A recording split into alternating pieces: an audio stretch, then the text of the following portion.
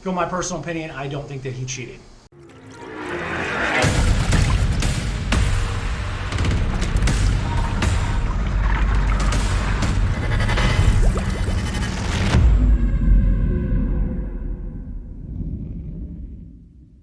Hey, what's going on? It's Matt. Welcome back to the channel. This is a requested video by numerous people because they think that I kind of get riled up about it. But recently something happened in the kayak fishing community, and I'm so far removed from it that people had to tag me in posts so I could catch up. But there was another incidence of someone cheating in a kayak tournament, and I'm not going to use this person's name, and I'm not going to really talk about that specific instance. I'm going to talk about cheating in general when it comes to fishing in other individual sports, like golf, right?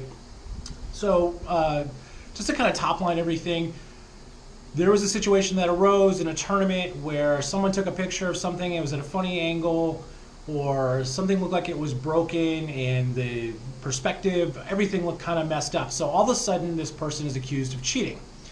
And candidly, this person happens to be a stick. I mean, this guy really is a good fisherman, and he's very well respected in the kayak community. And it got me thinking, like, you know, when I first saw the pictures, I'm like, I don't know, you really can't tell. And the guy's defending himself, and he has every right to. But at the end of the day, you know, I just don't think that he cheated. And this goes on to a larger picture. You know, why would somebody in a position who's known as a top-ranked angler cheat? Well, candidly, I kind of blame sponsorships and social media.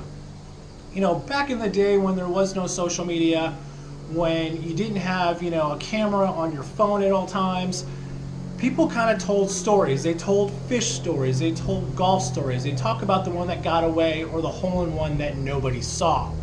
People were taken at their word. That stuff doesn't occur anymore. Because of social media, because we have phones in our pockets, what ends up happening is you'll hear the phrase, pick or it didn't happen, right? It doesn't matter if it's a fish, a pair of tits you saw in a girl, whatever it may be, pick or it didn't happen, because in this day and age, we're all carrying around one of these phones, and you have the ability to take a picture at any time, at any place. Now, specifically when it comes to kayak fishing, because I'm going to use kayak fishing a lot in this because it's relevant to what's going on right now, we are self-regulated. We are responsible for measuring our fish, for taking our fish, and following rules. Well, there's no one to judge those rules except for people that are on the shore looking at pictures that are uploaded to an app. There's a lot of ways to manipulate the length of a fish in a picture, right? You can cut down your board. You can, I think one guy chopped off a tail of one fish and extended to another fish. I mean, these people go to like really deep extents to do this stuff. Because they want to win? I don't really think it's because they want to win. I think it's because they want that acknowledgement or that kind of rush that they get by saying, I had the biggest fish, or this is what I did. In this particular situation, the person who's being accused of this actually got second place in the tournament he was fishing. He typically gets in the top 5. But when I looked at the actual rankings, the guy that was in third place had no way of catching him. So if it was a quarter of an inch or just a centimeter, the guy wouldn't have won. The guy that won first place, though, wasn't that far off from where the guy in second place, the guy who supposedly cheated, was. So, you know, what would be the pressure for that second place person to cheat? To catch up to the first place person won when he just doesn't need to? Or possibly he was feeling the pressure from sponsors, from social media, to keep this reputation that he is the best stick out there. I don't buy any of that when it comes to this particular situation, but I do think that people with lesser character really do this stuff. There was a guy in Southern California that was known for really catching really big bass, and people were like, wow, this is great. Guy never had any video, always had photos though. Well, it came to light like a year and a half ago that this guy was actually snagging big fish. He wasn't catching them, he was literally throwing in a snag hook and taking out 10-pounders, taking pictures. He built a reputation. I'm sure at some point or another he got some sort of financial reward from that. I think we all suffer the delusion here that kayak fishing or you know, doing these things on a recreational basis and becoming a pro, which typically means, you know, a promotional staff person, will kind of somehow yield real income for us and we can all quit our day jobs, right? That happens for the minute of people. And I've talked about this before. This whole situation too kind of also lends me back to another 2 cents that I did about kayak fishing not being a sport. It's an activity. Sports are regulated. They're regulated by other eyes, right? Going back to this whole thing where we self-regulate, meaning that we're responsible for getting the fish on the hog trough right, we're responsible for taking the picture right, for having hand placement right, but no one at the beginning of tournaments is measuring everybody's hog trough. So if somebody wanted to be really clever, because if you're familiar with a hog trough, right, the numbers don't start until, like, if this is the top of the hog trough where the bumper is, the numbers don't start until here. You could, if you're handy enough, meld it back together and shorten that length, which would increase the length of the fish as a whole. I don't think this guy did this. Like I said in the beginning of this video, and I'll say it over and over again, I don't think this guy is guilty of it. What I do see is, I do see someone who's on the top of his game really getting attacked and having to defend himself. There's a picture that there was of a 23-inch fish and the grippage on the fish. The guy's hands, he's got some mitts. I mean, apparently he's bigger than I am. So is it possible that he could get a mitt around that? Yeah, I'm sure it is. But what I see, kind of going back to what I was saying, was that people are really trying to rip this guy down. They're looking for his fault. They're looking for a way to kind of take him down. And kind of, I don't think the guy's got an ego. I've seen enough of him on film. They're just trying to get at him. And it really sucks because when you're on the top, and Alabama fans will relate to this. I hate Alabama.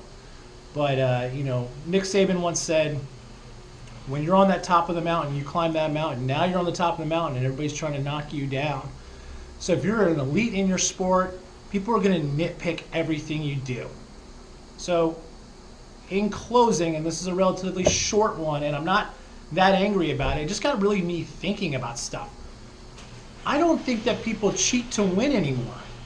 I think people cheat to really get notoriety. Like, to really kind of like build this reputation that I catch the biggest bass, or I always place top 5 in a tournament. And even with boat tournaments, I know tons of instances where boaters have, put fish in a live well, old school way, right? And they go to the weigh-in, but before they go to the weigh-in, I don't know, let's stick a 2-ounce weight down his throat. Let's stick a couple of them. Let's add some pounds to this fish. It's a common practice. This isn't new. I think even with the MLF format, you could get away with cheating. There's 2 people on a boat, and if a cameraman's there, then there's 3, right?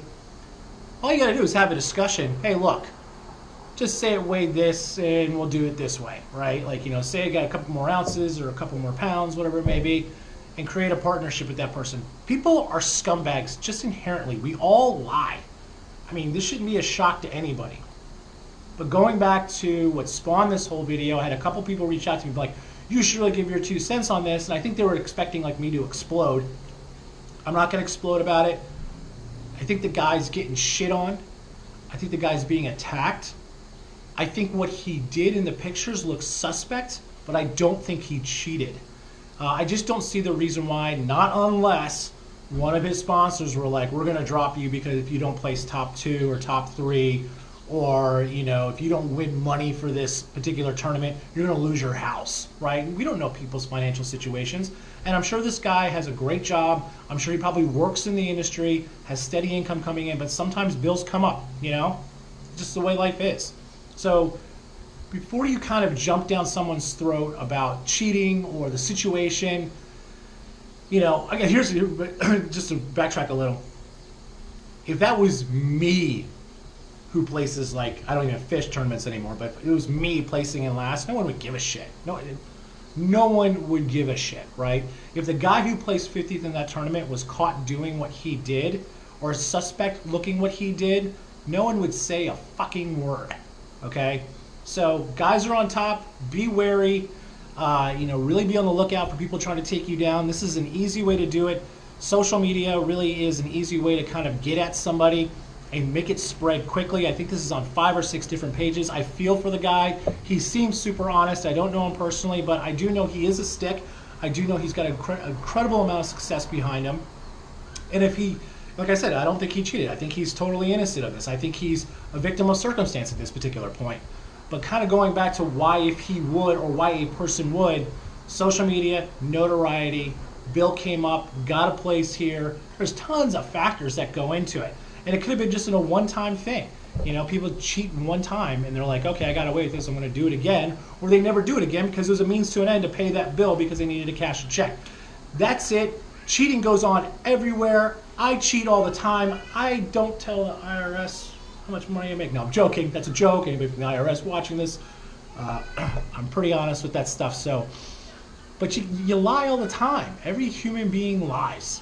So let's not be shocked when something like this comes up. And let's not be shocked when other people are jealous of somebody else. That's my 2 cents. That's it. Bye.